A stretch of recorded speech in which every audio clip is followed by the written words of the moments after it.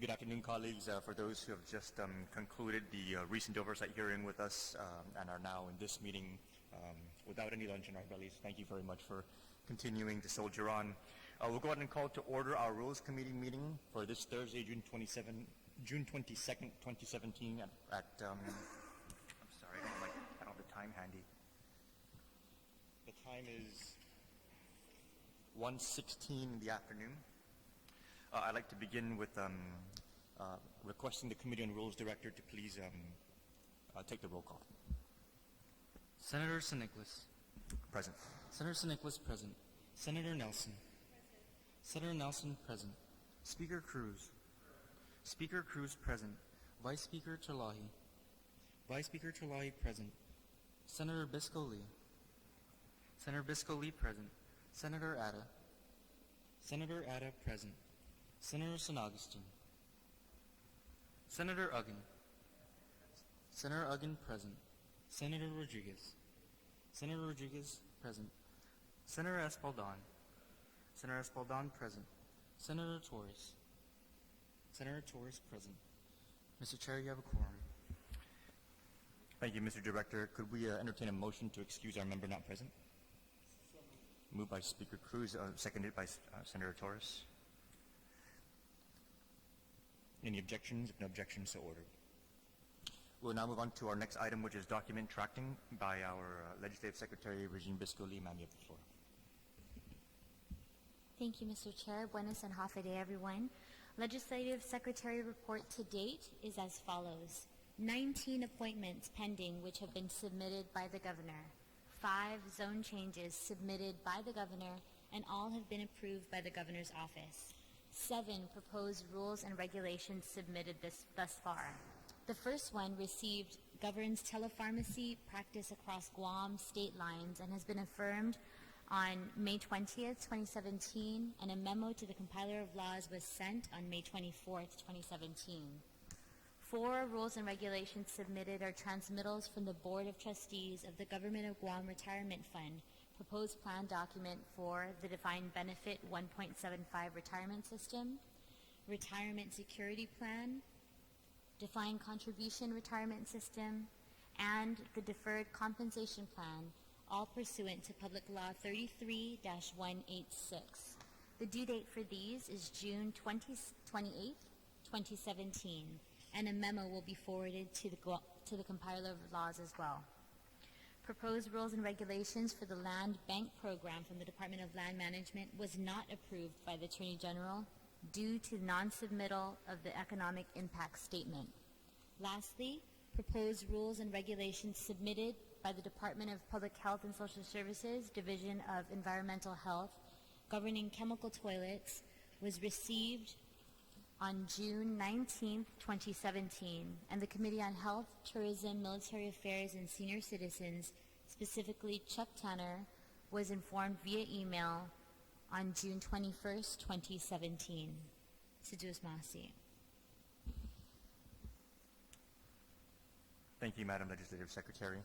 On another item, would we entertain a motion, please, to adopt our 34th Guam Legislature COR meeting minutes of May 17, 2017?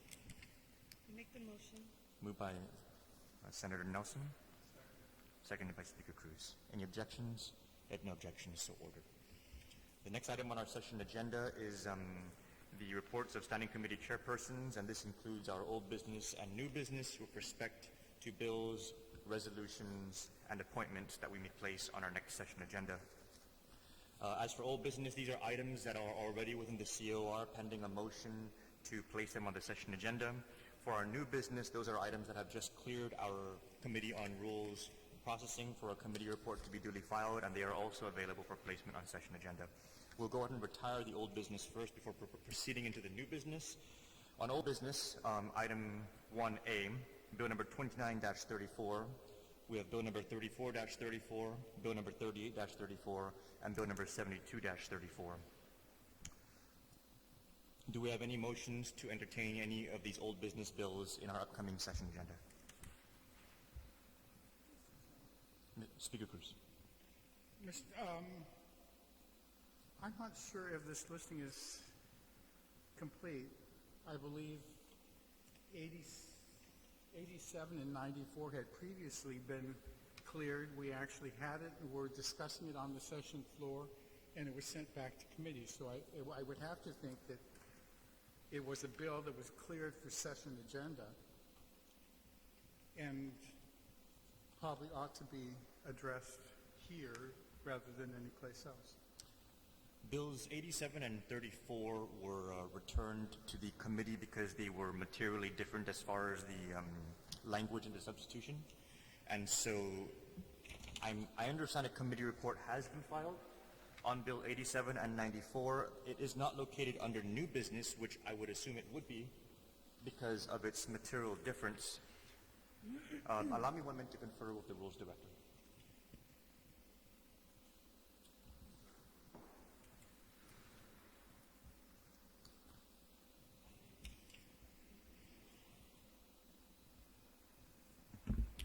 Thank you. So basically what happened with 87 and 94 was they did have a public hearing.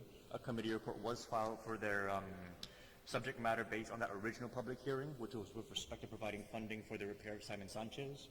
But the bills were sent back to committee by the body in the last session. When they were sent back to committee, the committee substituted those bills. And so now as they are substituted, they have a materially different purpose from that which they were originally intended. And so the recommendation from the COR was for those two bills to be reheard, given their substantial difference from what they were originally heard for. Originally, they were heard for specifically repairs to Simon Sanchez, and that was in the context of the emergency repairs necessary to avert a double session. From my understanding, the two substitute bills are now for repairs for the schools, and so while it may be of the same context, it's an entirely different subject matter from that which was heard publicly. And so in line with the consistency of our rules process, we've sent them back to committee in order for them to be reheard. So they do not have a committee report duly filed based on the nature of what they contain as substituted. The reason why I wanted to bring it up during old business is that it had been cleared and was discussed by the legislature. We had it on the floor. It was sent back to committee for the specific purpose of cleaning up the language as was intended to try to make it clear on the appropriation. So really the only, like on Bill 94,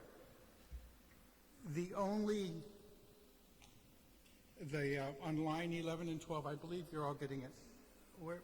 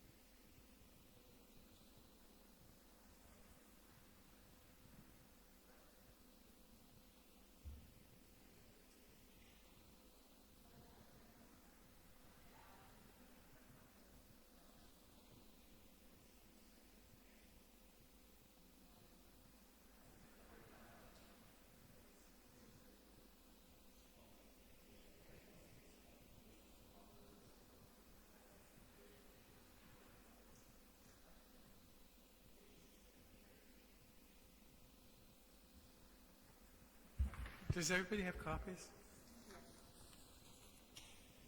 Okay, let me start first with 97 and 87? 94. 94. Because it really is just a one-page bill. And it was sent back because we needed to make this amendment as it relates to how it was going to, the appropriation. from the operation, I mean, no, they appear operations funds for maintenance. It's not materially different because when we talk about GDOE schools, Simon Sanchez is a GDOE school, and it's not precluded from being considered when it's a GDOE school. And I know that under the rules, that the chairman of the Committee on Rules may require an additional hearing if it's substantially different. And it's not. It's still for the same purpose of maintenance, repairs to GDOE schools, not specifically Simon, but not precluding Simon. And so both bills were amended, were kept. There were amendments on the floor that were made for 87, and all of those, when you look at it, are sort of purple because it's a combination of the blue and the red. All the amendments that were made on the floor were corrected, and that would have been the purple lines. The red ones are the ones that were made by the committee in substituting it. If you look at 87, there's sort of like it comes out purple because it should have been blue. Do you have extra copies of 87 up there? Does everybody have a copy down there? Here. Pass this to me.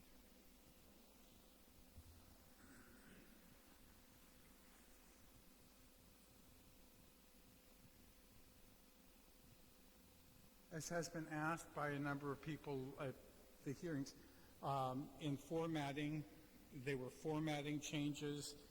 The blues were the ones that were amendments that were made on the floor when we were discussing it. And red is our formatting changes, and the only change was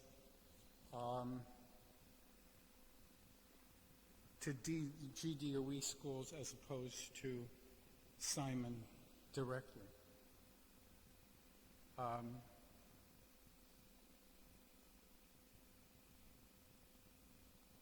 I'm not sure whether it should be a motion for you to reconsider or for a motion for me to object to sending it back and challenging it here, but Well, I thought that I would like to clarify specifically why we made that operative decision.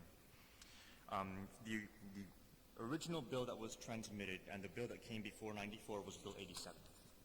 Bill 87 was transmitted and it was reported out, and we brought it to the floor and we discussed it.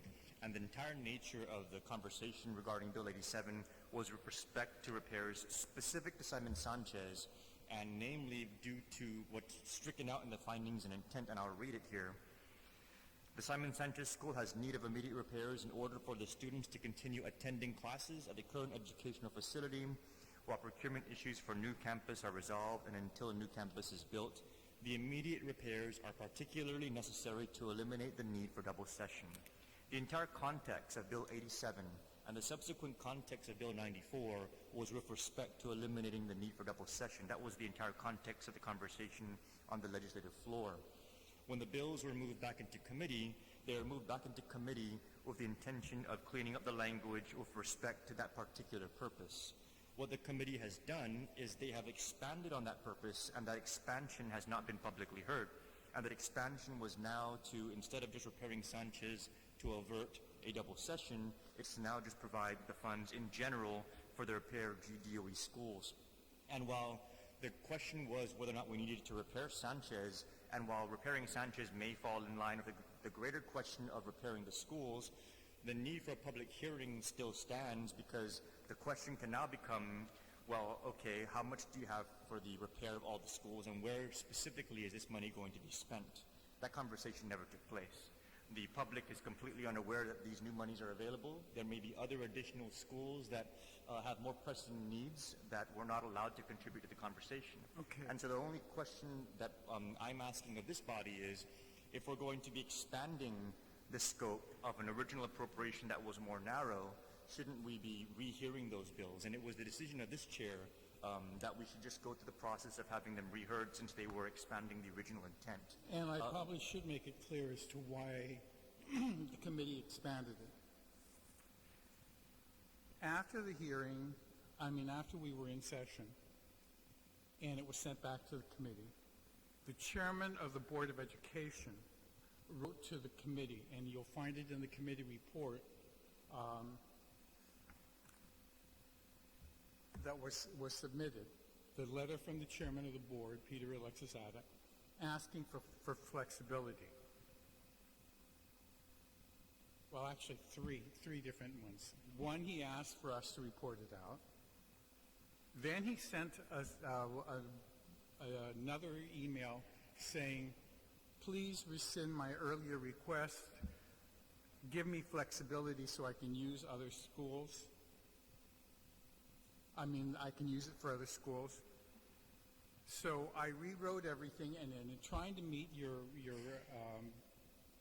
timeline of submittal, I submitted it yesterday morning. At noon yesterday, Peter Alexis again sent an email saying, on second thought, I don't want flexibility, I want to leave it as it was originally submitted. But by that time, to meet the committee's timeline and to address what I thought he wanted, I had submitted the committee report with the changes that he had requested. So now we're at the point where in this circular thing, both bills are stuck, not being on the agenda. And I just wanted to try to figure out, do I object to the chair's referral? A return to the committee? Do I ask for a reconsideration? I really am unsure as to how we proceed, but I thought that this was the place that it should come up because it was already discussed and we were just making the amendments as per the request of the floor as to how the appropriation was being made and then make that small correction. Could we just go back to the original and that'll be accepted? I don't know. But I fulfilled my responsibility in giving you giving the committee a committee report timely with what was requested by the Board of Education, which has subsequently been rescinded because I think they knew that they must have been told that it was going to be sent back, and now I'm not sure how I ask for this to be placed on the agenda. Thank you, Mr. Chair. I also just want to add to what the speaker was saying. During the public hearing for Bill 94, we did discuss the flexibility of using this money for either the repair of Simon Sanchez or repairs needed at all GDOE schools. So that was definitely discussed. It was on the record. All of the stakeholders were in support of either avenue going forward. So I think the whole idea of it being materially different and not being discussed is moot. We had that discussion and they were in favor of either going forward.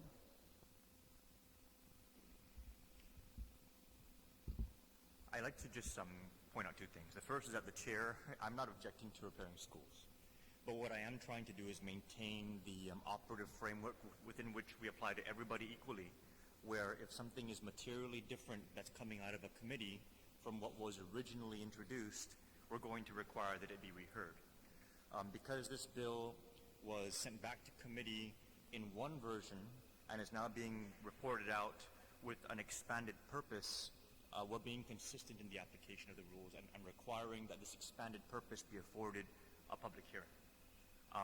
And so just to clarify, that's the reason why we did not include it under the old business section, because the Committee on Rules chair is of the understanding that when reported out as Bill 94 and as Bill 87, having been reheard with this expanded capacity, it will fall under new business.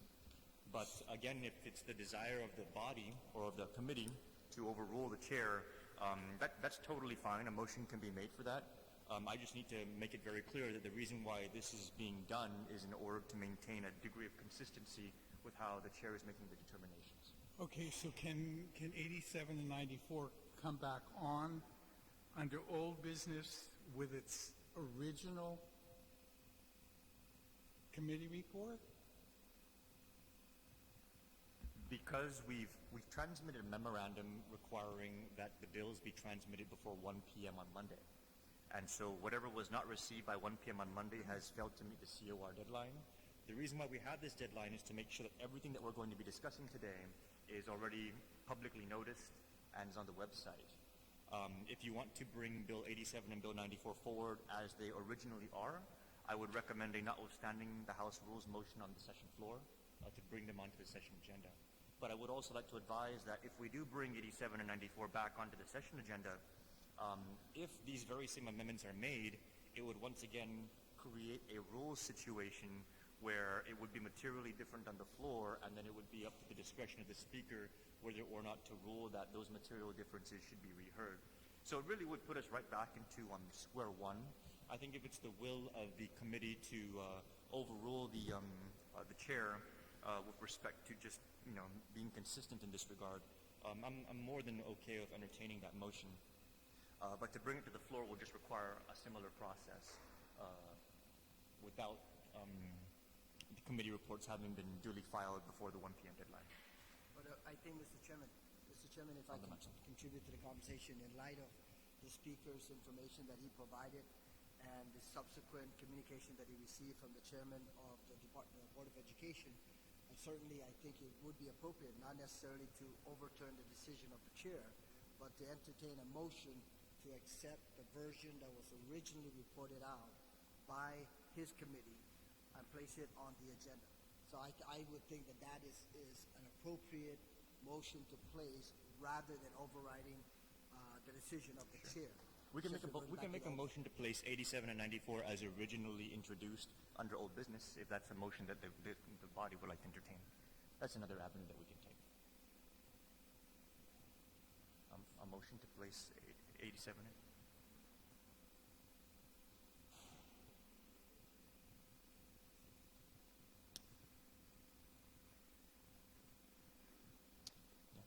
The question is being raised, Mr. Speaker, that the 87 and 94 that you're talking about right now that's been reported out of committee was voted on by the Committee on Appropriations to report out in this form. So to revert back to the original 87 and 94 would again require a committee's vote to report it out in that structure. So just to give everybody the options, we have the option of, notwithstanding the House rules motion, placing 87 and 94 as originally retransmitted back to committee from our last legislative session back onto the agenda. Another option is to just overrule the chair and place these two bills as they are now reported out by committee onto the session agenda. Another option is to go ahead and rehear the two bills as originally ruled by the chair of the Committee on Rules. Those are our three options at this time. Can I just get clarification? I'm sorry, Senator. If I can just get clarification for everyone here, what would be the preference of the primary sponsor of that legislation? Is it the second reported version, or would it be the original version being placed on the legislative agenda?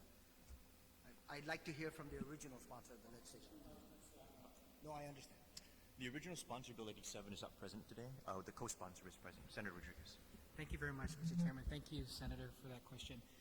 The intent is to place the amended version, which the committee has sought votes for, which is what it is today, to place that on the session agenda. I think one of the options that you did not mention, Mr. Chair, was that motion, notwithstanding the Committee on Rules or guidelines, that these two bills be placed on the agenda. That be placed on this forum to be placed on the agenda. I think that's an option we have here. If we're basing it on rules that's set by the Committee on Rules, is that notwithstanding those rules, I believe that's an option that we can entertain. The exception to that is that the rules do state that the chair may find that they need to be reheard, and that was already an official finding because I transmitted that in writing to the chair of the committee. So it would need to be notwithstanding the House rules motion to place these on the agenda because it would be bypassing that rule that I was exercising to ask that they be reheard. But then would it be appropriate, Mr. Chairman, if we place, and notwithstanding the House rules, motion on the floor, knowing full well that we only have 2 representatives from the minority party, and we're talking about foregoing the standing rules for the entire legislative body? So my only question is, would that be an appropriate motion to consider in the Committee on Rules rather than on the legislative floor? My opinion would be no, but you know, this isn't a live committee, and we are called to order, and you know, there is a general understanding that with 8 votes, practically anything can be moved. So I would advise that you know the bills be reheard, the original ruling, but notwithstanding the House rules motion and notwithstanding the Committee on Rules motion can be made if the interest is to place these bills on the session agenda as they are reported out by committee. It's a rules quagmire we're having right now. No, as reported out, as substituted, reported out, correct.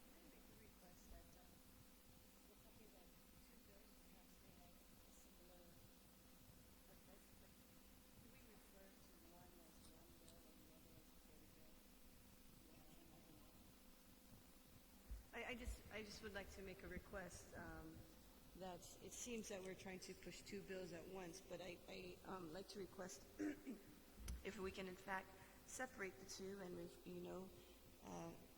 start refrain in the future from coupling these bills together and just refer to bill number 94 as one bill and bill number 87 as the other. We may, for me, the question that we're discussing is not based on the subject matter of either bill, but based on the current status of both bills as they are being handled with respect to the application of the rules. I'm being very, I'm not taking into consideration either subject matter. The issue at hand is, were they materially different from how they were originally introduced, and were those material differences heard, and my ruling was that they were not. So that's the only reason why I'm discussing both bills at the same time. But you are correct. I mean, just for the edification of the record, Bill 94 is an act to deappropriate the sum of $150,000 from the general fund in fiscal year 2017 to the Guam Legislature and to appropriate such sum to the Guam Department of Education. The substitute version reads, GDOE Operations Fund for maintenance and repairs needed at GDOE schools. That's Bill 94. Bill 87-34 reads, an act to transfer $430,000 from the Capital District Fund to the Guam Department of Education. As substituted, further reads, Operations Fund for maintenance and repairs needed at GDOE schools. Again, this substituted version expands it to all schools. The original bills that were heard, and that expansion was not heard, the original bills that were heard were very narrow in only appropriating the money to Simon Sanchez. And that's why the chair ruled for them to be reheard because of the expansion. But again, we will entertain a motion to, notwithstanding, or to uphold whatever the will of the body is. Senator Adam. I just want to say that there's been so much flip-flopping. I'm not sure whether we're coming or we're going. The DOE chair in 3 letters went from one position to another position, and then the committee itself reported out this version, and then now we're talking about just dispensing with that, and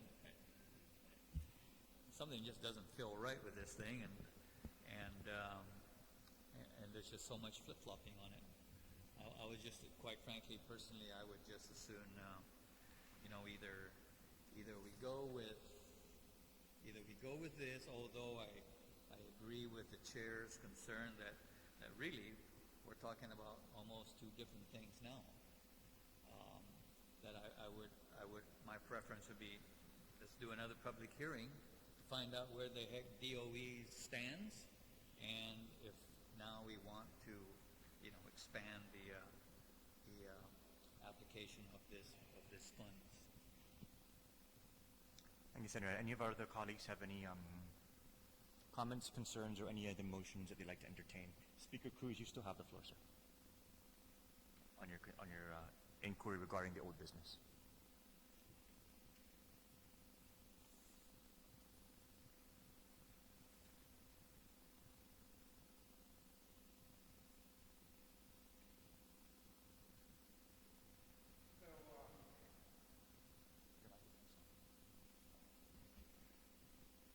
Though I would have, rather that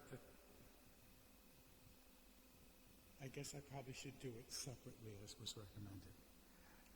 Then my first motion would be, notwithstanding the ruling of the chair,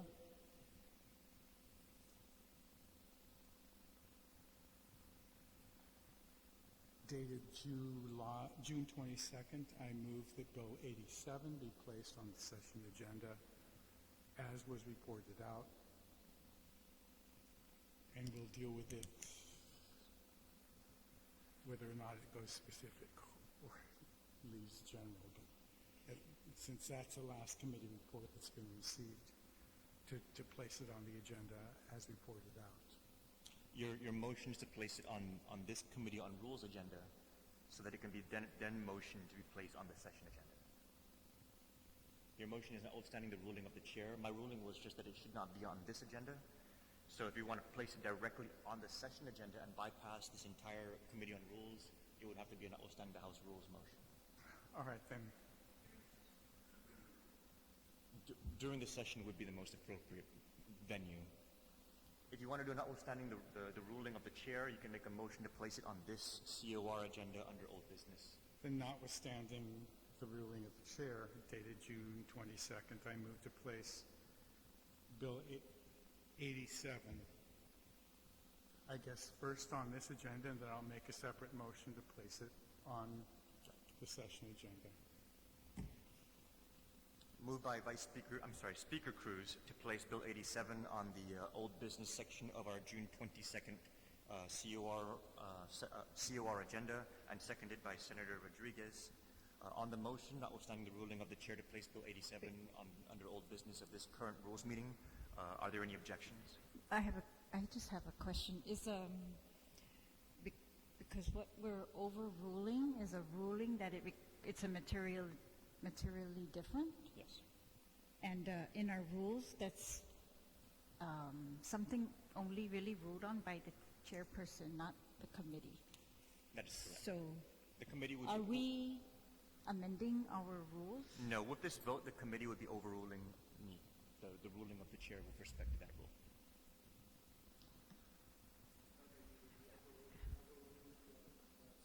The standing rules, yeah, The standing rules say I may require it to be reheard. right. So that was a determination by me. Yes. You'd be overruling my determination, and so it would force it back onto this. It would be able to force it onto this agenda, notwithstanding my. That's right. Just, Mr. Chair, I'm Senator sorry. Escobar. Just for clarification now, this is where I'm kind of siding with Senator Ada. It's like, okay, trying to understand. I believe that the speaker's motion was, in essence, asking that the original version of Bill 87 be placed in the old business. No, Am I wrong? It's this one that we have in front of us here, this as substituted version. The vice speaker has said that since we sent in a new committee report, that is what is the only thing that's out there now. Oh, okay. And so by this motion, this seeks to achieve, in the end result, aside from overruling the chairman's determination, seeks to achieve what? That we are going to try to move this amended version as amended by the, as substituted, the substituted version onto the session agenda?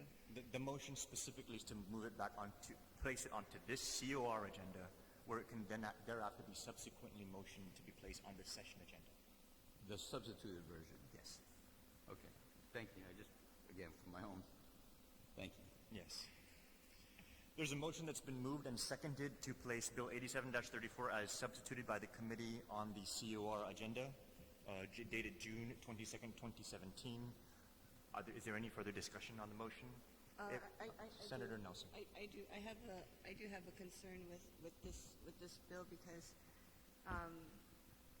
the questions that were asked when we were in session was the $430,000,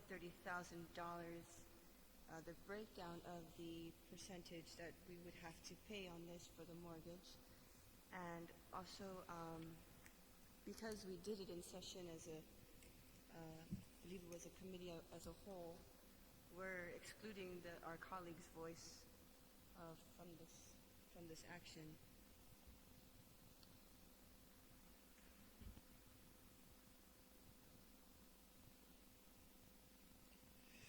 Yeah, just to make clear, the reason why I'm so rigid about this is that this is one issue. But if, for example, any other random bill that's in any committee gets reported out that is materially different from what the author originally introduced, this COR will send it back to that committee and require it to be reheard. And it's just a matter of the consistent application of that, because it's, in order to make sure that whatever it is that we hear publicly is going to be what we bring to the floor on our session agenda. The fact that the board chairman was able to send in letters, it's almost like he's able to get a one-way communication with respect to, what happens next with the bill. That it probably would have been more appropriate to allow the public at large to comment for something like that. But I yield to the motion that's been moved and seconded, and to the will of the body as to whether or not we place Bill 87-34 on our COR agenda. Is there any further discussion? And then I just want to also point out in this bill, for me, perhaps because I'm new, it's peculiar because it's practically the legislative intent is completely wiped out. The whole purpose of it in Section 3 is completely wiped out. So, I mean, that's another concern I would propose, because of what I would object to this bill is the content is completely wiped out. Yes, it is entirely different from what was heard.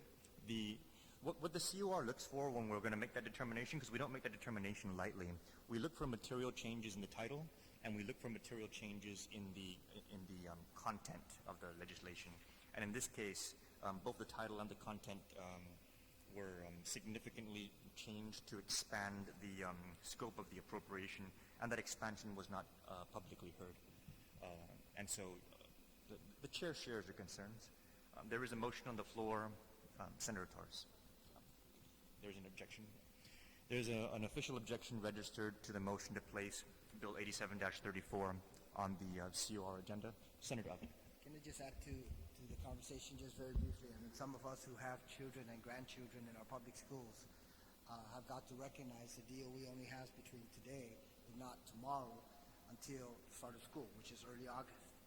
So the reality is whether we want to look at this piece of legislation and go back for another public hearing, I think personally it's not necessary, because the good chairman has had 2 public hearings on the same measure. So that being the case, I certainly support the motion and encourage our colleagues to consider that, because DOE is restricted with their timelines in terms of being able to repair our public schools. And if some of us have had that opportunity to visit some of these schools, I'm telling you, they are in dire need of at least, regardless as to the amount, whether it's this legislation or the subsequent legislation, certainly would go a long way in terms of helping some of our repairs. Thank you.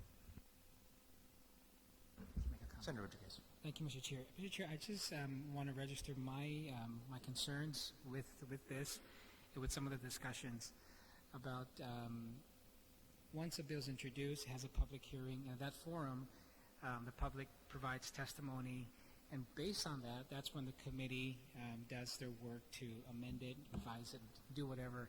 I think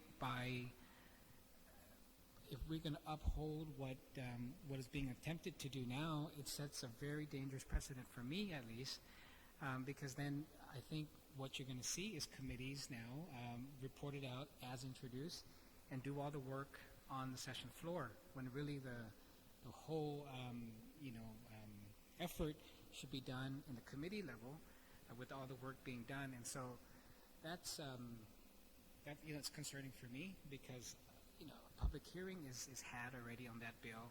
That's where all the information is provided at that time. So I think it's very concerning that if we're saying that any changes that's made in the committee will need to go back for another public hearing. I think for measures like this and other measures that may be time sensitive, it's something that we really should think about. Your concern's noted, and again, it all just comes down to what is the operative concern. Like, for example, let's say just theoretically, if a bill was introduced to cut taxes, and then the committee, after the public hearing, changed the bill to raise taxes, and then put that on the floor, that would have been a material change that the public was never able to weigh in on. And so the whole point of the rules that we've crafted is, in the event that there are material changes to what was originally heard and originally brought before the public, that the public will be afforded a second or third or fourth opportunity, if necessary, to be heard based on those material changes. You're concerned about material changes not happening in committee and then only being relegated to the floor. Even in our standing rules, we have rules that if those material changes were to take place on the floor, the speaker can gavel them right back into committee for the same purpose of having them publicly heard. So the safeguard that we're discussing here today is a safeguard of whether or not we're going to allow bills to go to the session floor that have not, even if they've been changed in committee, where those changes are material and they have not been heard publicly.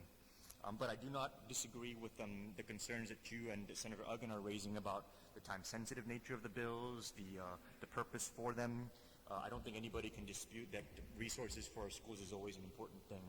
My only concern is strictly from the perspective of fairly applying our rules process, which is what all of you have elected me to do as your chair. So that's the only reason why we're having this conversation.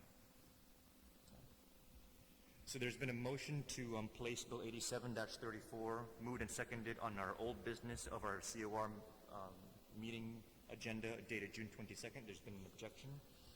Any other discussion, or we'll call for a vote? I just want to be forthright with everyone. I would support these bills brought onto the session floor properly if we call it out of committee. I would support this being brought onto the session floor properly if we call it out of committee onto the floor. It's just the manner in which we're doing it. It's questionable, and I do have issues with Bill 87. And I said don't couple the bills, but Bill 94 doesn't seem much materially changed, but Bill 87, almost everything is wiped out on it, and so that's only my concern. On the motion to place Bill 87-34 under the old business category of our COR meeting dated June 22nd, all in favor, please indicate by raising your hands.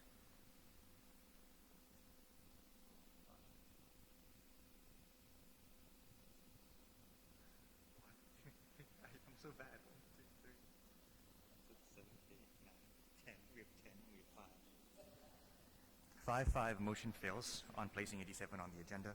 On 94, is there a motion, Mr. Speaker?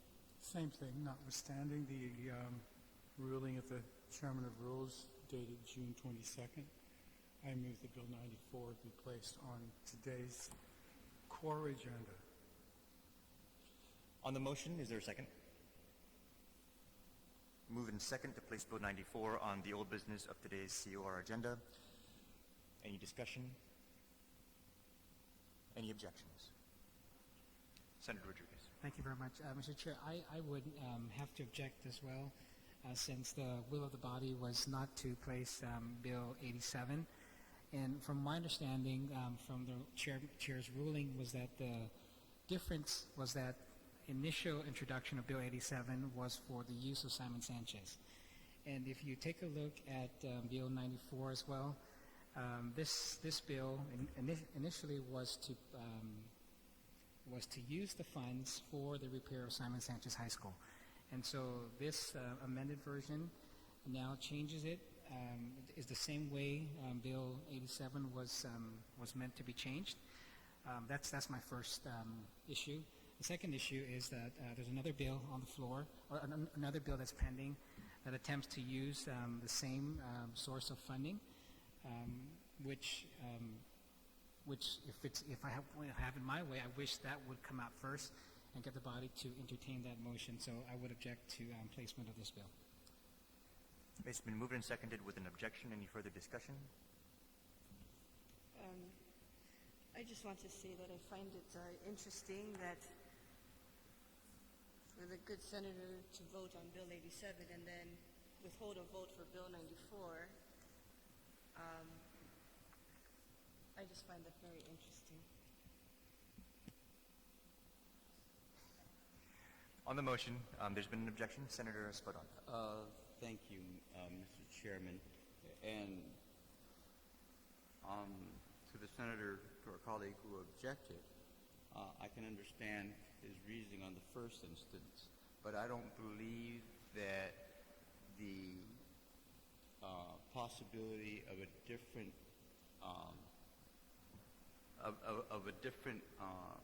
use of the monies is a pertinent argument in this case.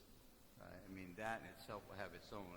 In other words, this bill stands on its own on whether or not that money of $150,000 will be spent on this, and that would be a decision made on the floor. It should not be a point of contention of why this bill should or should not be placed, because I don't believe it's relevant. It might be relevant to the bill that may be forthcoming, but at this juncture, that basically appropriates the $150,000 for another purpose. But again, that argument I don't believe is relevant to this situation. Just wanted to state that for the record. Thank you, Senator Espadon. But it does raise an interesting point, because if the original intent of, I'll just speak to 94. If the original intent of 94 was to meet an urgent need at Simon Sanchez, and that urgent need has been ameliorated with the governor providing funding, then basically every other competing urgent need throughout the island, should be availed the same opportunity to at least be publicly heard as a competing interest. But it has not been. This now will be going strictly to GDOE without anyone else being able to weigh in as to whether or not, in lieu of Simon Sanchez, are there any other competing interests that need to be addressed.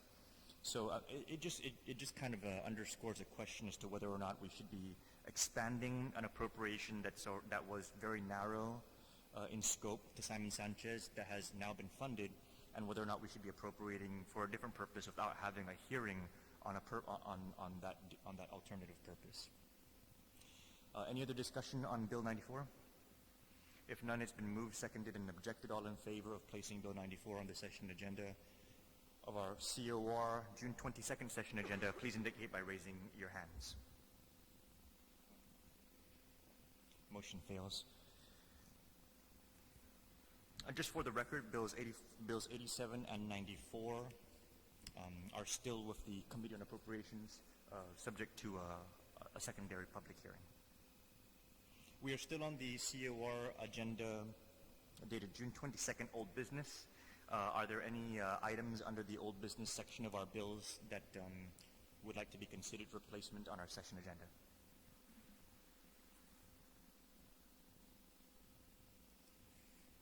Anyone like to make a motion on any of the items A, B, C, or D? I'd like to make a motion for Bill number 72 to be placed on the session agenda. There's a motion to place Bill 72 on the session agenda. Is there a second? Bill 72 is my bill that I introduced to spread out the amortization of leasehold payments from a single payment to a 12-month payment, wherever possible.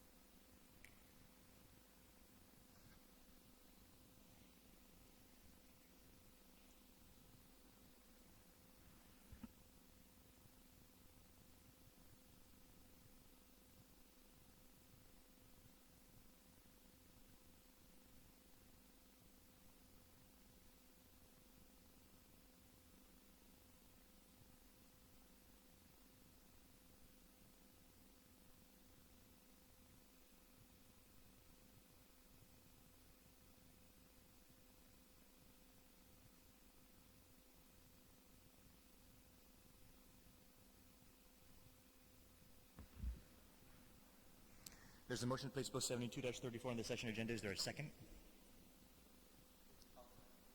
Seconded by Senator Espadon. Any objections? No objections, so ordered. Any other old business items on our bills? Items A, B, or C for placement on session agenda? If none, we'll move on to the resolutions that have been cleared for session agenda under old business, items A, B, and C. Is there a motion for any of the items A, B, or C? I'd like to make a motion to place resolution number 45 on the session agenda. Motion to place resolution 45 on the session agenda. Is there a second?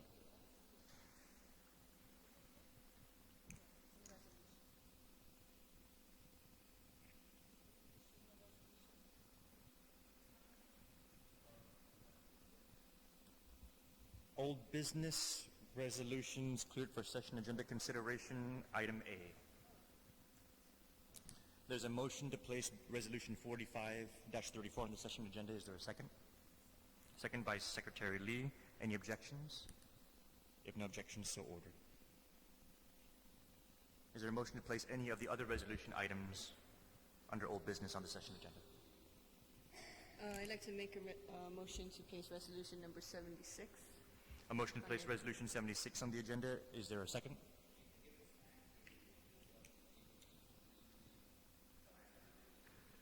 Resolution 76 is a resolution that I introduced asking our Congresswoman to inquire with the Department of Interior as to whether or not they can spread out our Section 30 allocations so that instead of it being one lump sum in September, we get 4 equal installments every quarter.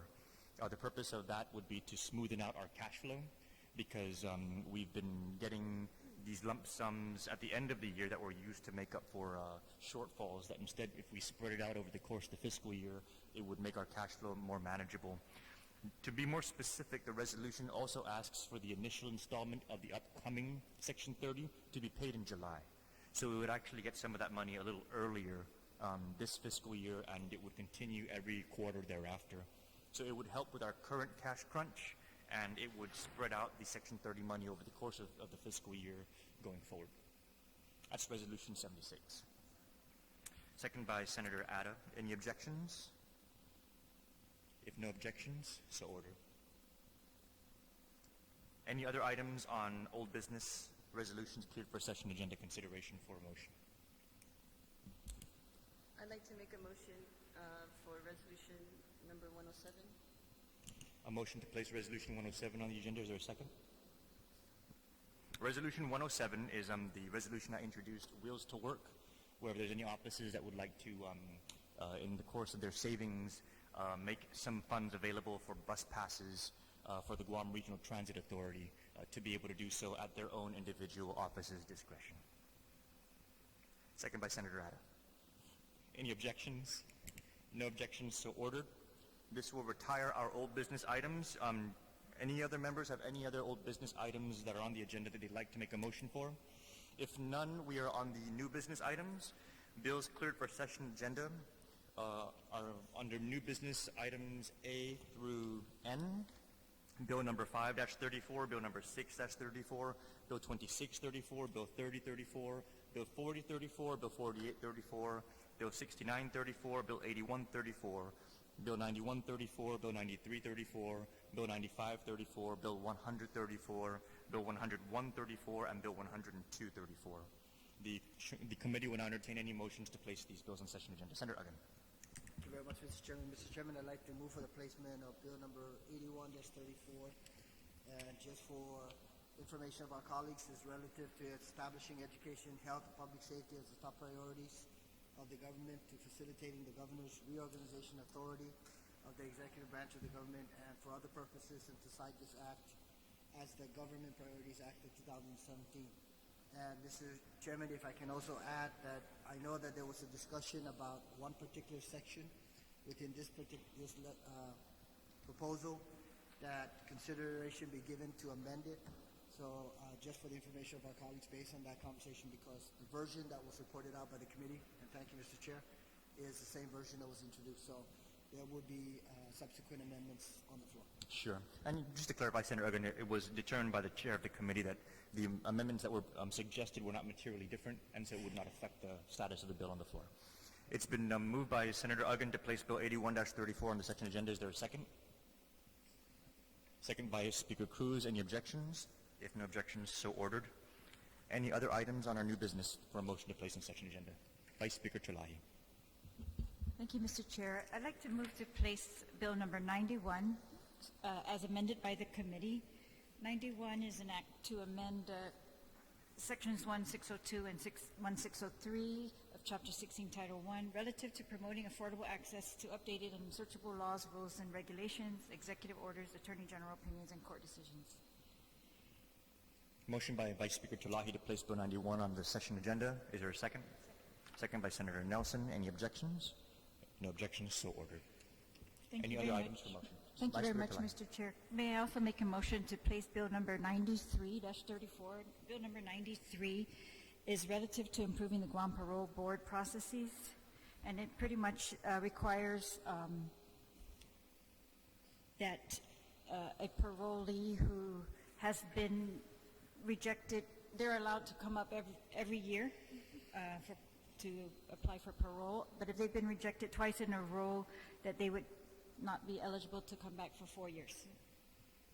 It's been moved by Vice Speaker Chalahi to place Bill 93 on the session agenda. Is there a second? Second by Secretary Lee. Any objections? No objections, so ordered. Any other items for placement on the session agenda under new business? Bills cleared for session agenda. Senator Rodriguez. I'm sorry. You yield? Okay. Vice Speaker Chalahi. Thank you very much, Mr. Chair. I would also like to move to place Bill number 102 on the session agenda. Bill number 102 is relative to increasing public awareness of economic impact of rules and regulations. It pretty much requires an economic assessment, preliminary economic cost assessment to be done on rules and regs by BBMR. Right now, they're required to do it after, if the agency determines that rules and regs have an impact less than $500,000, then they're not required, then no one does an economic impact assessment, but I want BBMR to be the one to determine whether it's above or less than $500,000 by a cost assessment. It's been moved by Vice Speaker Chalahi to place this item on the session agenda. Is there a second? Second by Senator Nelson. Any objections? No objections, so ordered. The floor is still open for any other motion. Senator Rodriguez, you're recognized. That was 102. Thank you very much, Mr. Chair. Mr. Chair, I move to place Bill 30-34 on the session agenda. This is relative to the Medical Referral Assistance Office. Motion to place Bill 30-34 on the session agenda. Is there a second? Second by Senator Adam. Any objections? No objections, so ordered. Thank you, Mr. Chair. Mr. Chair, I have there's two other bills I want to place. It wasn't part of the list that is here. That has been cleared. However, the committee reports have been filed with the Committee on Rules. I believe it was filed yesterday or today. And so, depending on what the guidance is, I would like to be able to move those and place those on the agenda as well. Thank you, Senator Rodriguez. And just for the record, any items that were transmitted to the CUR after the deadline that we sent out in our notification memo were not able to be placed on the session agenda. However, if the committee report is duly filed, a motion can be made on the floor, notwithstanding the House rules, to place it on the agenda at that time. Okay. But in order for me to just uniformly apply the same deadline to all members. Okay, sure. Just so that I can get it on record for the public to understand that I will place this on the session agenda on the floor. This is Bill 97-34.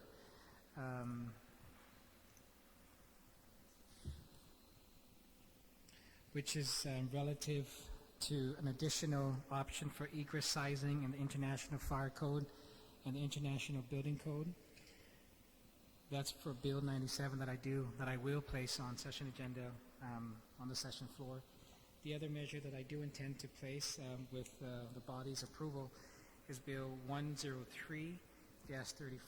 This is relative to expeditiously producing special recognition veterans license plates. And both these bills have committee reports that have been filed with the Committee on Rules.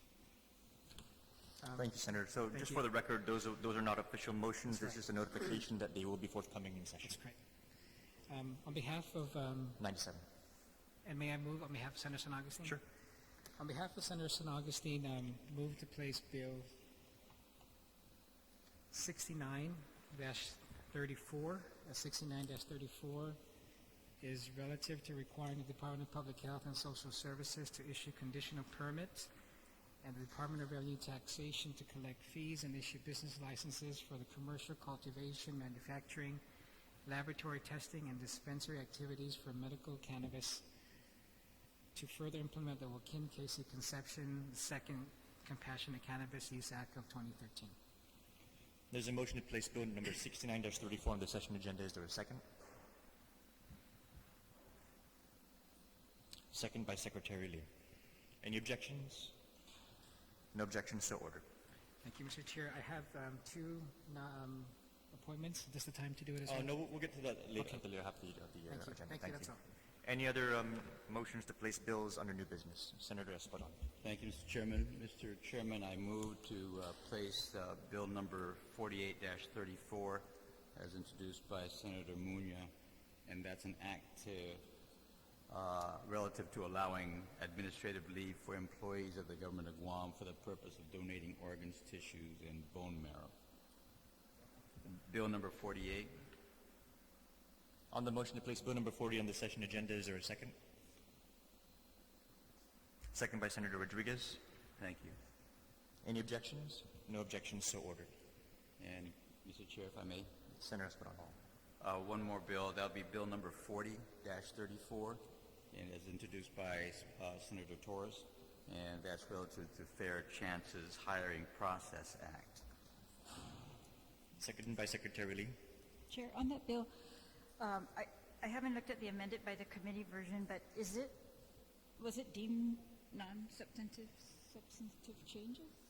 Yes, if it's on this agenda and it hasn't been sent back to a hearing, if you allow me 1 minute to confer with the director of the committee on it.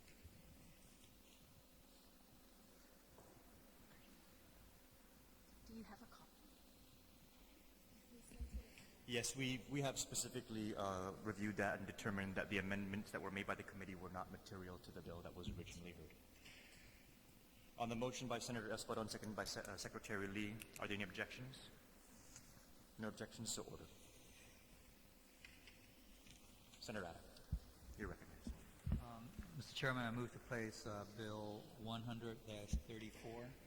on the session agenda. 100-34 pertains to the timing of when appraisals are required when transfer or sale of government land is involved. There's a motion to place bill number 100 on the session agenda. Is there a second? Second by Senator Espadon. Any objections? No objections, so ordered.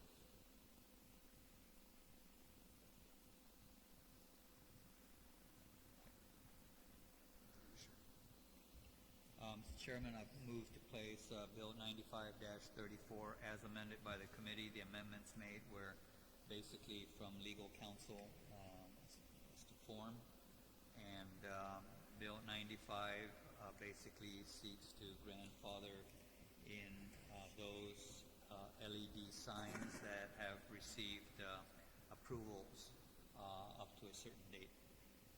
There's a motion to place bill 95 on the session agenda. Is there a second? Second.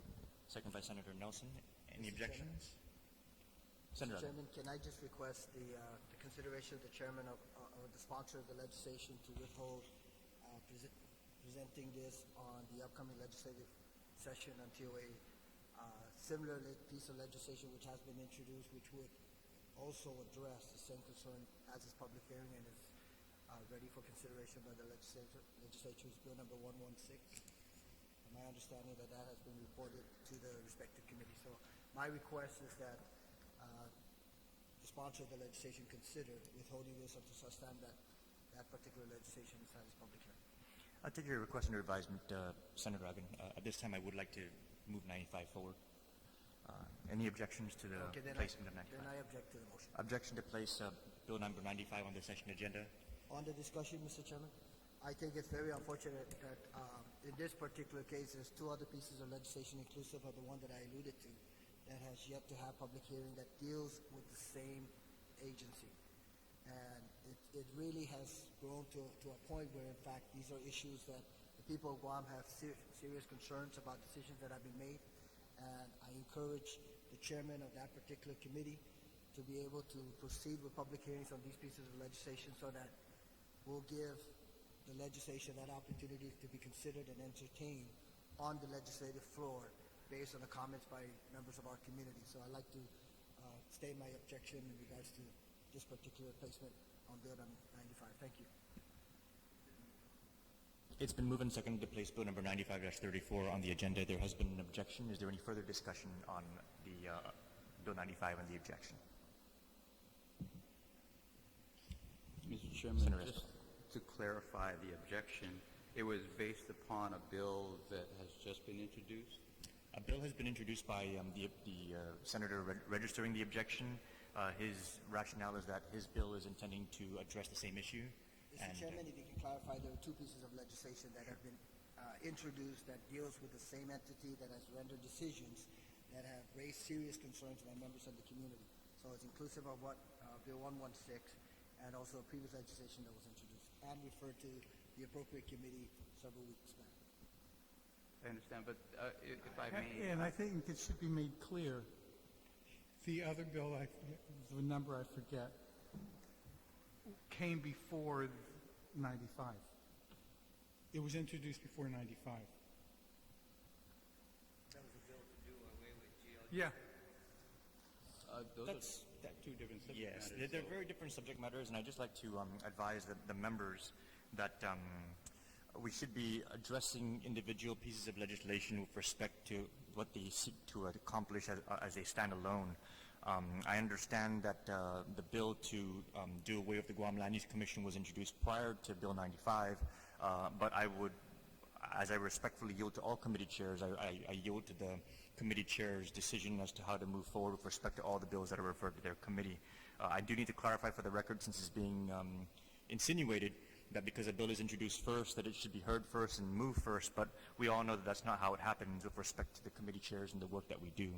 So with that, I would like to just continue on with Mr. Chairman, my statement was because they deal with the similar agency and with decisions that already have been made in which members of our community have some serious reservations and concerns, that certainly these pieces of legislation should merit a public hearing and then possibly discussion on the legislative floor.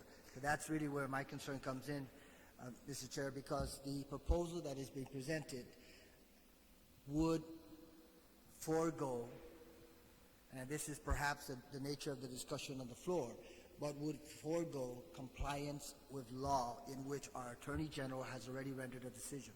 And I'll leave it on that particular note, because I think it's a bad practice for this body to come in and make something legal that already has been proven or provided in terms of the Office of the Attorney General, provided a legal opinion that renders that such actions are not in compliance with existing law, rules, or regulations. So it's just setting a bad precedent, and that's why I was requesting that the sponsor of the legislation consider setting aside this piece of legislation until the subsequent legislation is considered, only because I believe, and this is me as a primary sponsor of that legislation, it would address the concerns, the legal concerns raised by the Office of the Attorney General, and it would address concerns that have been raised many times with my office by members of our community. So I'll leave it at that. Thank you very much, Mr. Chair.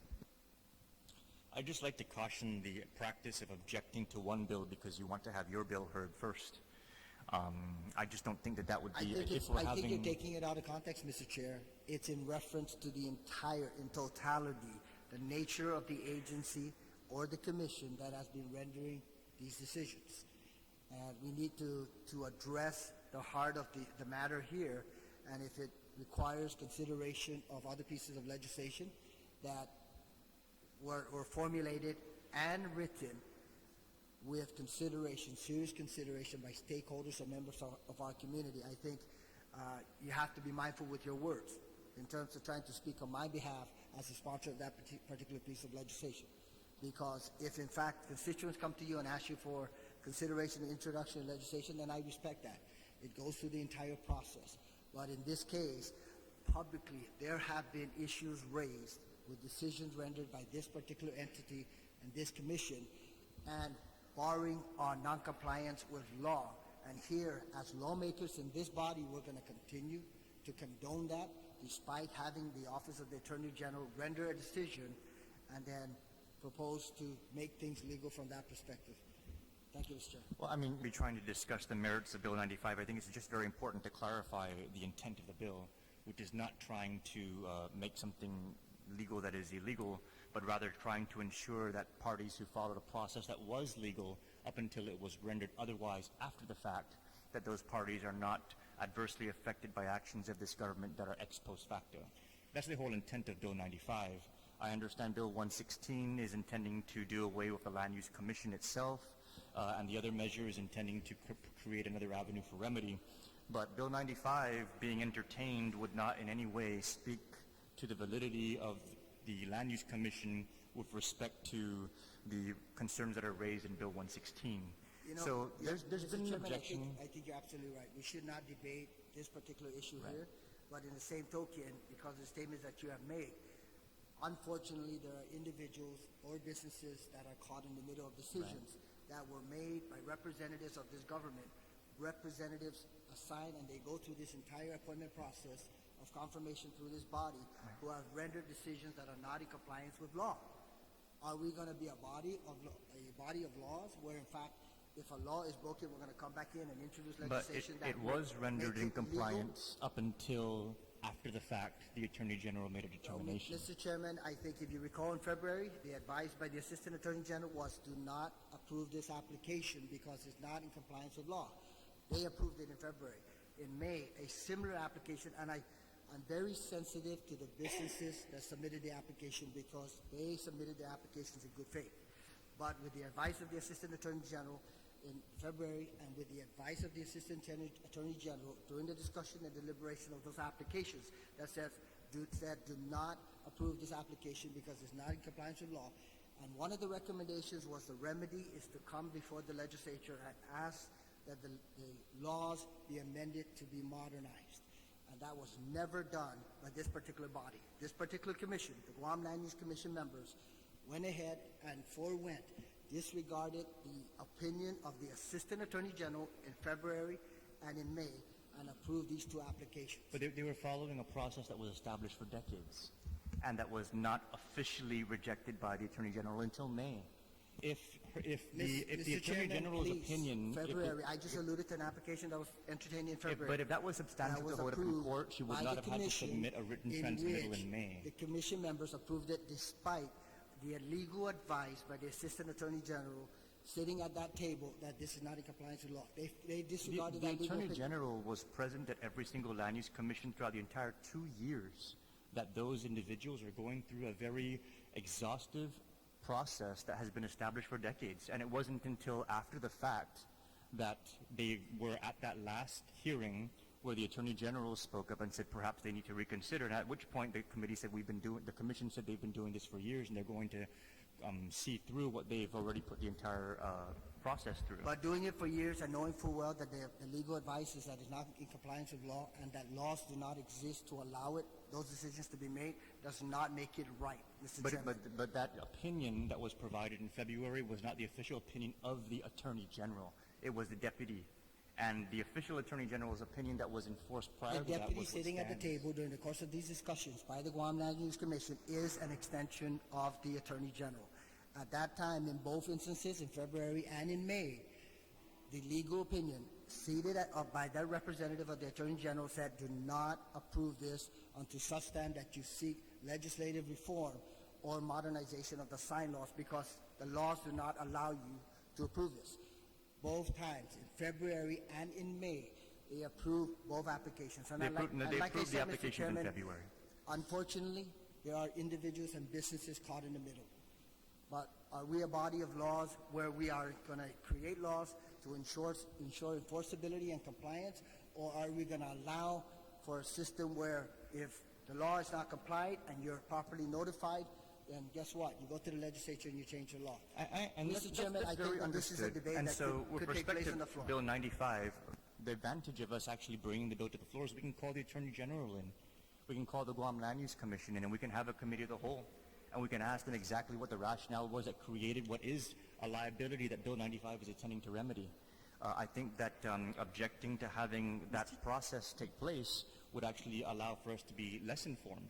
However, there's been a motion, it's been seconded, and it's been objected. On the motion, Mr. So, Chair. on the motion, Yes, I just don't think that going into the committee of the whole, it's going to be automatic on this bill. It's not an appropriation bill, and so it's not guaranteed that that's going to happen. I think it's obvious that we all want to take care of this issue as best we can, and it was my understanding also at the hearing that the committee, we were going to try to work on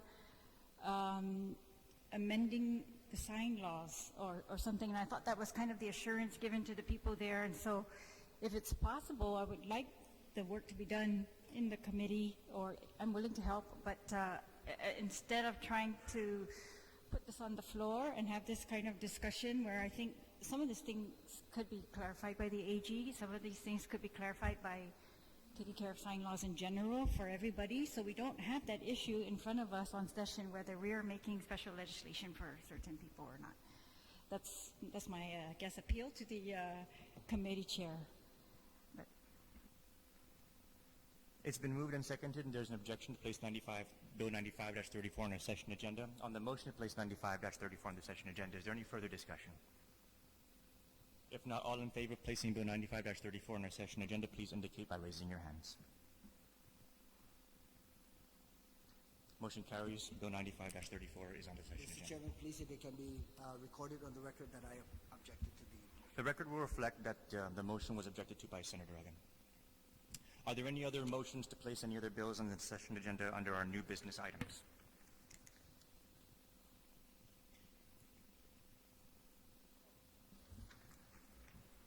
may I make another motion, Vice Speaker Mr. Chair? Tulahi, you're recognized. I forgot. I would really like to make a motion to put Bill number 101 as corrected by the prime sponsor and amended by the committee. This is relative to the adoption of rules and regulations.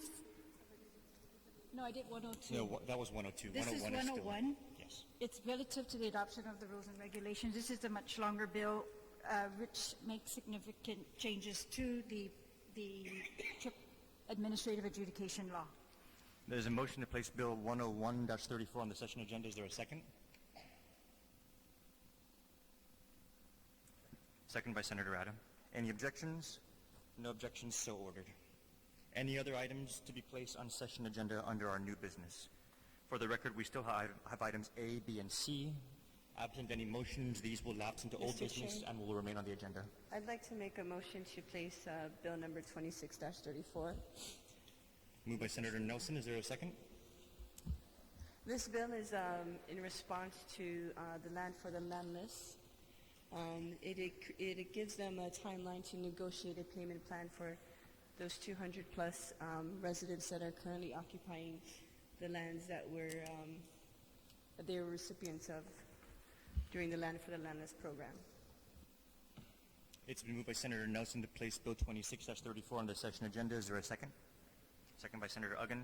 Any objections? No objections, so ordered. We still have items A and B under new business of our bills. Are there any motions for items A and B? If none, those items will lapse into old business for a future session agenda consideration. And we are now on items 2 of new business. Nominations cleared for session agenda consideration. The appointment of Young E. Pika Farron to serve as a member of the Chamorro Land Trust Commission. Is there a motion to place this nomination on the session agenda? Moved by Senator Randa. Is there a second? Second by Secretary Lee. Any objections? No objections, so ordered. Appointment of Elizabeth Fisher Rages to serve as a bank executive officer representative of the Guam Banking and Insurance Board. Is there a motion? Senator Rodriguez, second. Second, Senator Uggan. Any objections? No objections, so ordered. Appointment of Monty D.M. Mesa to serve as a member of the Guam Economic Development Authority Board of Directors. Is there a motion? Secretary Lee, is there a second? Senator Uggan. Any objections? No objections, so ordered. Appointment of May Faye Muiko to serve as General Public Member of the Guam Board of Social Work. Is there a motion to place on the session agenda? Speaker Cruz, is there a second? Secretary Lee, any objections? No objections, so ordered. Appointment of Yuka Oguma to serve as Accounting Finance Representative, Guam Academy Charter Schools Council. Is there a motion to place on session agenda? Moved by Senator Torres, second. Senator Ada. Senator Espadon, is there any objections? No objections, so ordered. Appointment of Aja Ramos to serve as National Association of Social Work Representative, Guam Board of Social Work. Is there a motion? Speaker Cruz, Senator Rodriguez, and Senator Espadon. Second. Any objections? No objections, so ordered. Appointment of Joseph C. Wesley to serve as member of the Guam Parole Board. Is there a motion? Vice Speaker Terlahi, second by Senator Nelson. Any objections? No objections, so ordered. That will conclude the items in number 2 of our new business. The quarterly report of the Legislature. The Committee on Rules committed to providing a quarterly report. We do have here our monthly expenditure report. If I may ask for a 2-minute recess for the facilities. We will return in 2 minutes.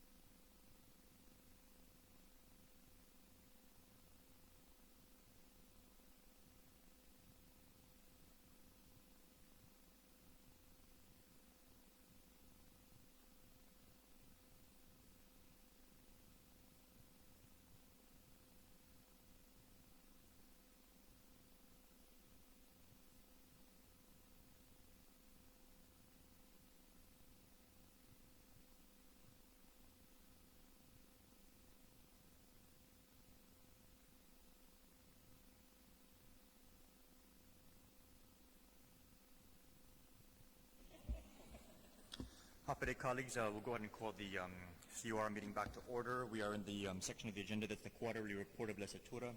We'll go ahead and begin this with our monthly expenditure report for benefit of the members. Again, the first three columns, October, November, December, was for the 33rd closeout of the 33rd Guam Legislature.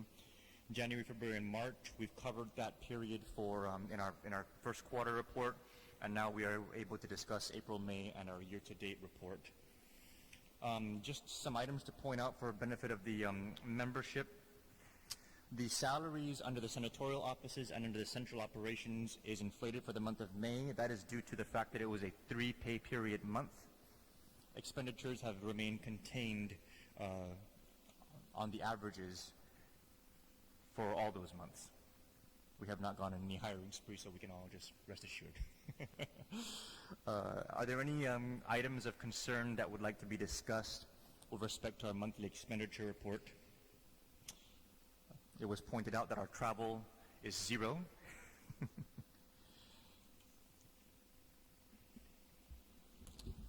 Mr. Chair, with Secretary. regard to miscellaneous expenses, supplies, equipment, and maintenance repairs, there were some concerns that were brought forward to this body about the security of the Guam Legislature, and I just want to go on record and request that we have those security concerns addressed immediately, given some of the issues with the other branches of government and issues nationally and globally. I think it's important that we feel like this House of the People is secure and that our members are secure while we're trying to do our work here on the day-to-day basis. So I would appreciate an update with regard to security.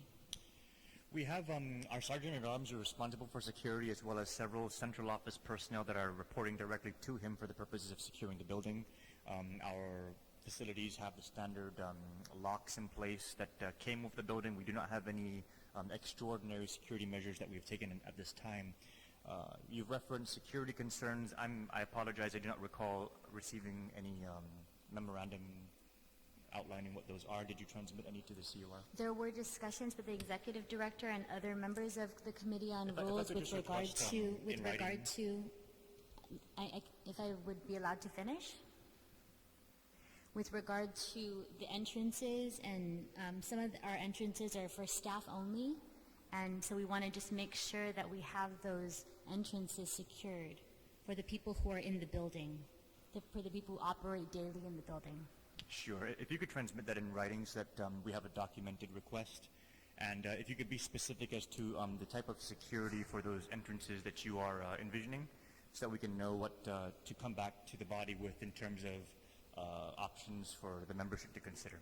Mr. Chair, this has been brought up since we've had numerous meetings with the executive director, and are you saying now that those are moot? Because one of the issues is we are unable to lock the doors because we do not have keys, and so we only have one key per office, and we have to track down the one person holding the key for anybody to get in. And that just prevents us from locking the doors during the day or monitoring those back doors or things like this. I mean, there's so many small issues, easy to solve. The proposal to us was that they were going to put in a different type of lock, very simple. And at the time, it sounded like that was going to be done before we even moved into the building. So I'm surprised to hear that we have no plans in place. Again, as chair, I would like to request, please transmit in writing the request, and in writing, please also document what you advise.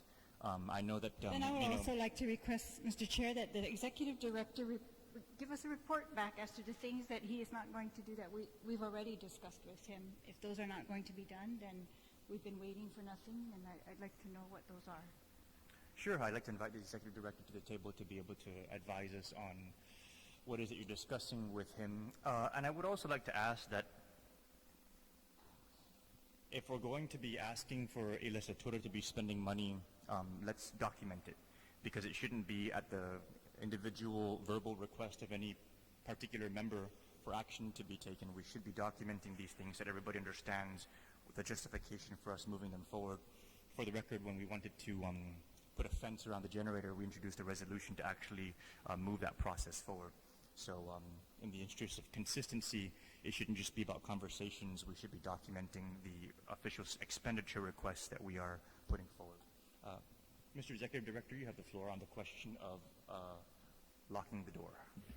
Thank you No, very I much. ask for a written report, Mr. Chair, and I'll wait for the written report. A written report on what specifically? Yes, on the specifics that we've discussed on numerous occasions, even prior to moving into this If I could building. request, because my concern now is that he transmits a written report based on what he recalls in discussions, not necessarily responding to a written request. If I can ask for a written request so that we can submit a written reply, then everybody will be satisfied. If you can turn on the microphone, please, if you have a...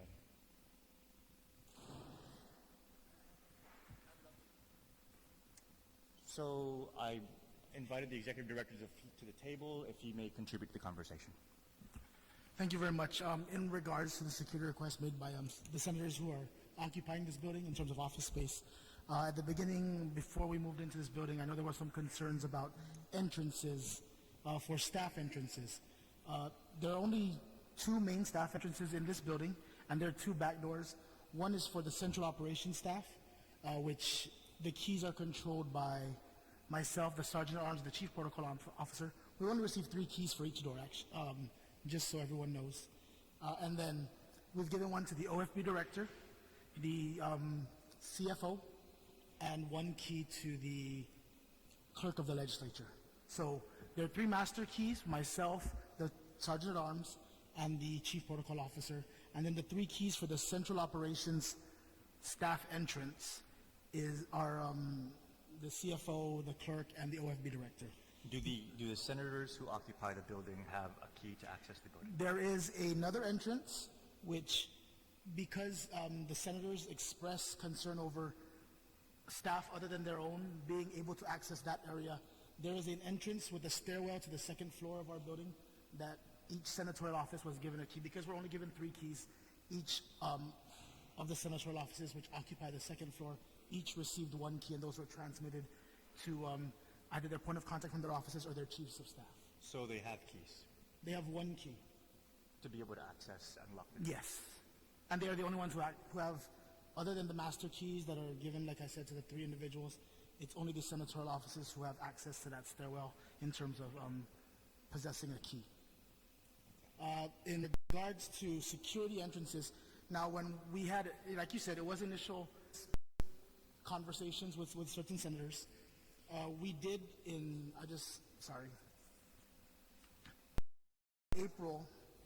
early April, we did contact 2 security companies that provide door entrances, and we had them come in and estimate of how much it would cost. Now, there's still some back and forth with the procurement of the legislature in terms of expenses, and also just the businesses themselves have not been as responsive as we would like. But since mid-April,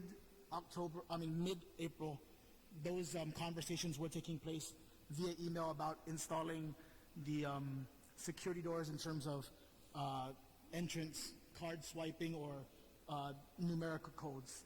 So those took place initially in April. Like I said, our procurement officer has not received the responses as quickly as he would like from these offices. The same way the fence for the generator that was asked for through resolution, that company has also been very slow in responding. They have given us some reasoning in terms of they have other business that they have to tend to, but we have been in contact with them we have initial quotes, but they just have not answered any of the follow-up questions that we've had since that time. And this, I'm sorry, and this also would go towards, if there's any questions later, about accessibility to entrances for individuals with disabilities. We've also been in contact with a local company who provides that with other businesses that we've called because the building didn't originally come with those in their plans. So we've been in contact for accessibility for individuals with disabilities. Thank you. If there are any other additional concerns, please transmit them in writing so we can make sure to follow up. Senator Uggan.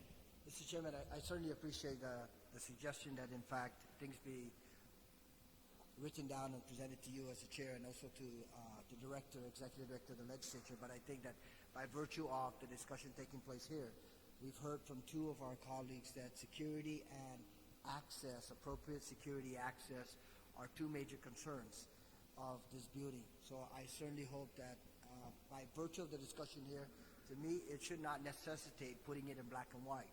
It should be an issue that already has been forwarded to the executive director and inclusive of yourself as the chair. So to present a proposal which should be forthcoming, and that should be the next step rather than requesting that, in fact, security issues as well as access to this building by personnel and senators should be written, put down in black Well, and the white. reason why I'm asking for it, Senator Uggan, is because, as you can see, the building is accessible and there are security measures in place, and apparently it's not to the satisfaction of certain members. And so what I'm asking is for them to document their particular requests and transmit it so that we can address it specifically. Because right now I'm getting a lot of anecdotal, we want security, we want locks, but I'm not particularly sure exactly what it is they're looking for. And all I'm asking for is specifics that we can go out there, find what you want, and come back and cost it out.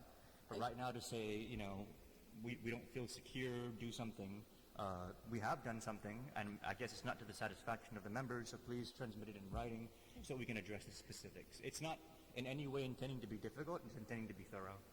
And I'd just like to say thank you, Senator.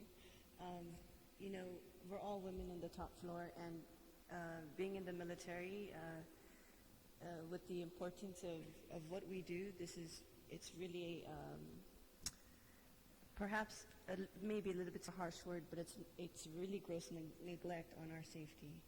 And we've spoken and we talked about the key cards, and it's June now, and so we will put this in writing, and we will make it concrete exactly what we want, and I'll work with the standards, and implement with also the colleagues and see what we can do to feel safer in this environment. I mean, it's not just happening on Guam where there's threats to this body, but I've received a lot of threats myself, and it's a grave concern. Also in the States, we have our representatives being shot. And so it is a grave concern, and the safety that we have in place is not adequate for this body here in this legislature. So we will put that in writing. I appreciate it. All I'm asking for is specifics that when you have what your requests are, we can work to meet them specifically. They're not requests, Mr. Chair. Some of these are things that the director discussed with us. And so now I'm beginning to get the impression like what he has said we're not supposed to rely on. Is that what you want? Unless I cannot we write speak to that back and because put it in writing? I do not know what Saying, the nature Mr. of the Chair, conversation so was. no, I think you were part of these also. Okay, Madam Vice Speaker, if I was privy to any information, I would be definitely acting on that information. We have stationed people sitting outside of the door on the second floor to make sure that no one enters or exits without checking in first. That is a measure that has never been in place. Having been a member of this body in a different capacity, we never had people permanently stationed throughout the building for the purposes of security. The keys are limited to only a select few who are only able to access select entryways so that not everybody is able to move in and out for the sake of the security of the building. If it's not to your satisfaction, please, by all means, transmit what it is that you're looking for so that we can work on trying to address your concerns. That's all I'm asking for.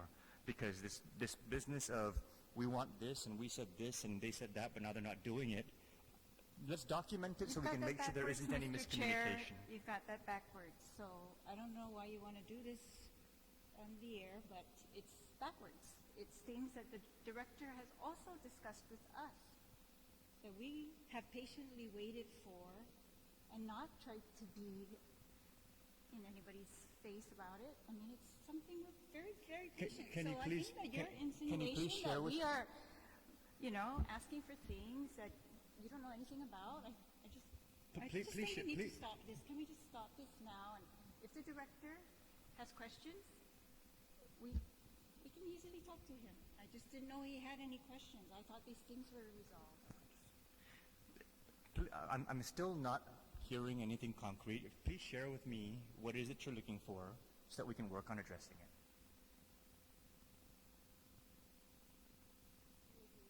Thank you very much. Okay. We will look forward to receiving the transmittal.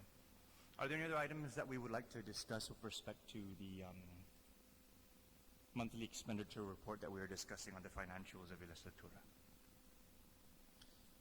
We will notice that, just to call attention to our utilities, because that was a question that was brought up earlier, we have, it looks like it's pretty much stabilized at the $17,900 level. It's down to $5,866 for May. Hopefully it will continue to track lower as far as the power.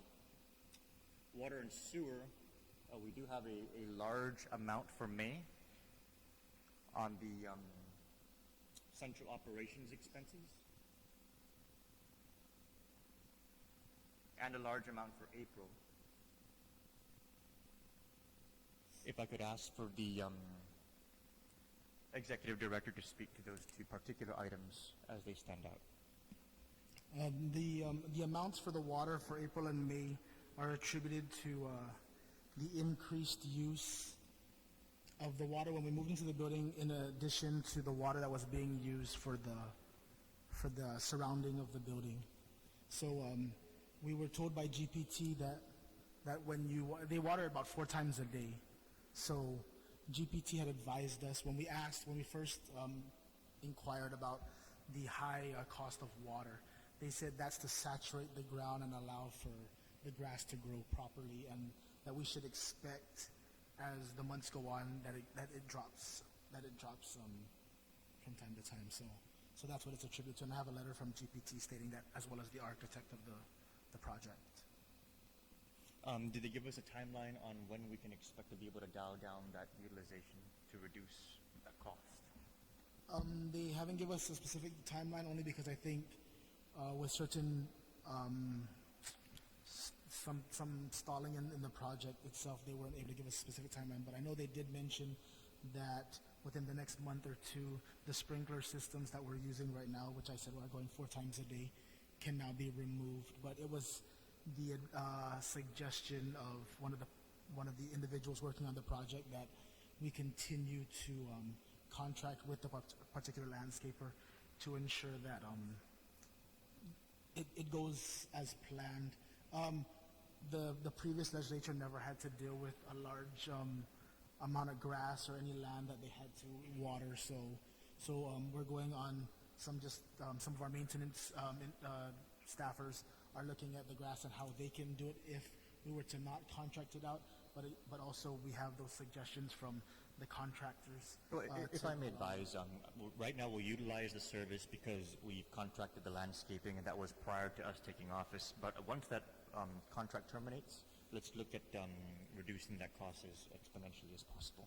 Yes, sir. Those are our financial items. Does anybody have any other areas of concern they wanted to highlight with respect to our finances and expenditures?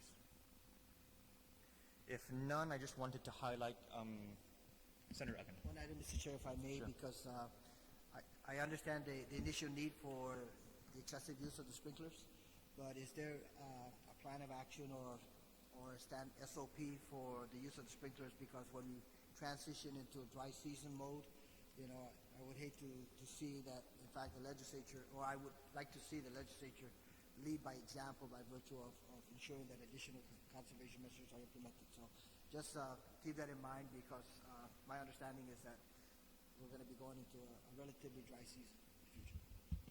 Thank you, Senator Egan. If no other items on the financial report of Legislature, just operationally, several highlights. We've officially launched our website. We have met the ADA compliance mandates that were originally brought forward. It's quite an accomplishment, and it can be found at guamlegislature.org. We also, for the third quarter, beginning on April 2017, we have had a total of 11 bills that we've been able to scrub through our rules process that were returned to their prime sponsors in order to be improved upon for non-compliance to the standing rules as per the legal bureau. But that being said, we are improving in our ability to ensure that the legislation that we are drafting is more consistent to our standing rules and our public laws.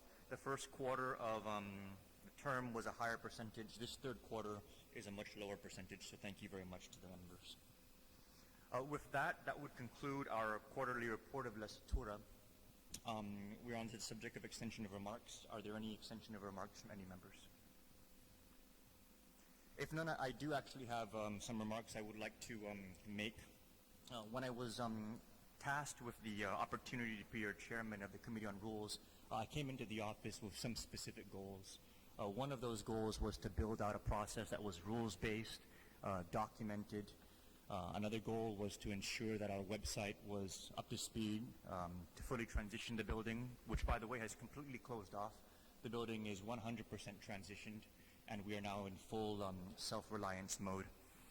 We have fully documented all of our rules proceedings to date, and I can comfortably say, humbly, that with the help of the management team that we have put in place and the support of the membership of this body, I have accomplished my goals as your chairman of Committee on Rules. And so with that, having accomplished those goals, I think it is prudent to know when to pass the torch. And I would like to, at this time, entertain a discussion and potential nominations to assume the chairmanship of the Committee on Rules at this time.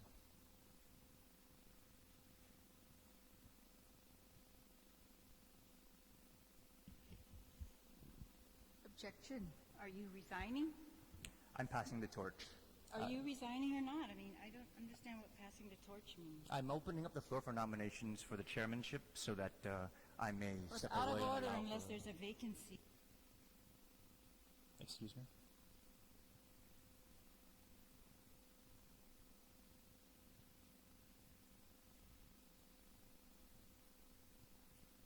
At this time, given the lack of nominations, I would like to advise that the body consider the vice chair of the committee, Senator Nelson, to be afforded an opportunity to serve as the chairman of the Committee on Rules. Mr. Chair, I guess, and I'll speak for myself, I'm just kind of taken by surprise by this discussion at this point with no real advance notice that this was even going to be an issue. And not that I have any problem with the vice chair taking over, but in terms of really trying to, I guess, fathom, first of all, who might we nominate to step up to that, knowing full well the major responsibility. And again, I mean no harm to the vice chairman.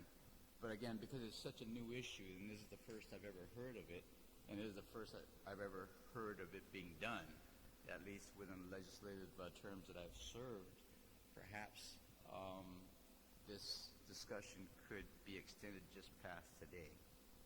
Sure. I'd like to, at least for the record, register it. It would be my intention to allow for the idea to be circulated, and it is also my intention to at least afford a transitionary period over the course of the next session. Mr. Senator Chair, I would Vice also Speaker like to Talagi. point out Rule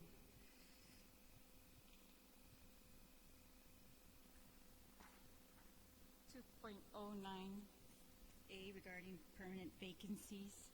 If a permanent vacancy occurs in the position of chairperson of a standing committee, the Speaker shall reorganize, eliminate, or reassign to other standing committees the duties, functions, and budget of the committee in question, at the Speaker's option with a majority vote of the Committee on Rules. If a permanent vacancy occurs and that's the relevant part. So we need to know if there's a permanent vacancy, and I don't understand whether we have one or we don't. Could you please? Oh, we absolutely have one. We will be having one, and so I'd like to open up the floor for us to be able to entertain the idea of who would be filling that vacancy. Senator Evans. In light of your recommendation, Mr. Chairman, and I'm still trying to understand exactly where you're coming from with regards to that, but I'd like to recommend that no action be taken during the course of this particular Committee of Rules but I'd like to also nominate Senator Rodriguez as the Chair of Rules for consideration by this body. Senator Adam. Well, I guess I just want to affirm my confidence in the current chair, and so I would not have any reason to at this time consider changing the chair. Appreciate it, Senator Adam. Any other statements? Senator Rodriguez. Mr. Chair, thank you very much, Mr. Chair. Although I appreciate the nomination, I think just like the Vice Speaker, it's, number one, it's a surprise that you brought that up, but I think number two, we need to know if there is a vacancy, whether you're resigning as a chairman on rules. I think that's the first step that the body should know, and then from there, the process. I believe if we base it on what the standing rules are, the standing rules does call for a process in which a chair is then assumes that a vacant position. So I would recommend that we follow that process. Right. So on the Speaker Cruz, did you have any? No, it's just, I think the Vice Speaker has read what the rule is under our standing rules, and we'll deal with it in that way once it's been determined that there is a vacancy. So I would just like to register officially for the record then that effective today or effective Friday, what is the will of the body with respect to the official notification of a vacancy? I could make it effective today, but then that would allow for the rule to take effect, or I can make it effective Friday and oversee the session. I would suggest, Senator Mr. Chairman, that if there's any relinquishing of the chairmanship, that you allow for at least a transitionary period. So once the decision is rendered either by the body or by the Committee on Rules, that at least you allow for that transition period. So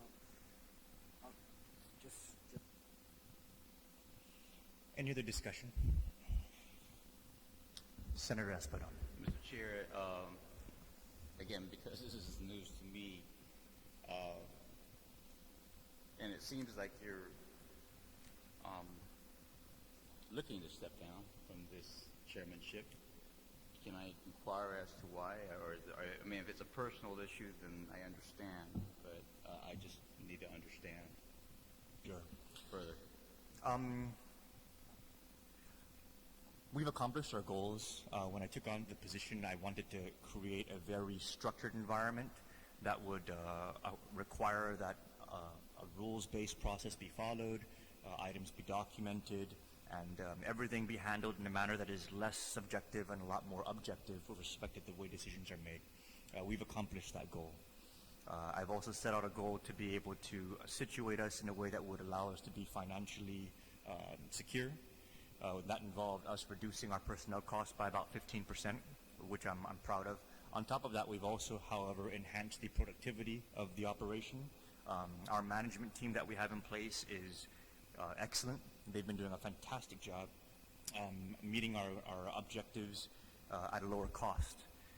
As a leader, I don't want to be the kind who covets a seat after my goals have been accomplished. And really, it's very humbling that we've had the support and the resources to be able to do so in such a short period of time. That being the case, I am interested at this point in passing the torch so that others who may have an interest and who may have a different ability to contribute to the improvement of the organization may have the opportunity to do so at this time. So I'm confident that the systems that we've built that are put in place are highly structured and reliable. I'm confident that the staff and management that's in place is incredibly competent and well-versed in their responsibilities, and I would like to pass the torch on to another individual to be able to experience the functioning process of being chairman of Committee on Rules. So that's if I've answered your question. Mr. Chair, if I may request, we have a roundtable hearing at 3 o'clock, so I'd like to request that we reserve this, consult with legal to see if this is, and give everyone fair notice. I don't think that the body has had any purview. I didn't have any purview until today either, like 15 minutes ago or some sort. So I think that would be good, and I think that's we can hold that for a later date. It's a lot to regurgitate. I mean, I don't think it's... No, I understand. I wanted to make sure I put on the record of the intention, and I wanted to make sure that I shared it with everybody up front and at the same time. Senator Torres. I know we're wrapping up, but I want to echo the sentiments that unless there's an absolute reason for the chair to step down, and a good reason would be incompetence or inability to continue to serve, that discussion take place at that point. But, I respectfully request that you reconsider your position. I think when you were selected, although I wasn't necessarily a part of that decision-making process, it was anticipated that the heads of all the committees would stay in place for the duration of the term of this body, barring any incidents of malpractice or incompetence. And we are now just barely into the second quarter of the term, and stability is definitely one thing. We're off to a new start with half of our body being new to the legislature, and a lot of the confidence comes with continuity and consistency. And so I would just implore you to reconsider your position. If the majority of this committee so desires that for good reason you should step down, then so be it. But absent any clear indication that there is a need to replace you, I would suggest that we allow this body to continue to operate with all the committees heading them as they are. And if there are serious reservations about the way that we're operating, then perhaps we revisit that with good reason. But I'm a little concerned about the way that this is unfolding, because it certainly isn't. It wasn't anticipated on my part that this would be something that we'd be entertaining right now, especially since we haven't had lunch. And we've gone back to back, and most likely we'll go into another committee. Perhaps it's an opportune Snickers commercial time, but I'm just trying to make light of that. But seriously, I would hope that we can maybe take this discussion in a more formal matter, perhaps as an agenda item the next time we convene, even if it's to convene specifically to address that issue. So that would be my recommendation. Thank you, Senator Torres. I think it's a very wise suggestion. So what I'll do is, perhaps as my last capacity as chair, would be to notify the body as to when we will be convening a meeting for such a discussion. Senator Rodriguez. Sorry. It's a surprise. I said it's a surprise for me, but I think because just to make it clear for the record that at least for my part, I know that no one has asked for you to step down, and you're doing it on your own personal will and decision to do that. So I would suggest, if that's the case, then a letter be sent to the speaker so that the process will start to kick in if there's indeed going to be a vacancy on the position of chair. So that's my suggestion. Thank you, Senator Rodriguez. Any other discussion? If no other discussion, I apologize for the members of the public who've been waiting for the roundtable meeting. We'll go ahead and adjourn this Committee on Rules meeting at 3:13 this afternoon. Thank you all very much.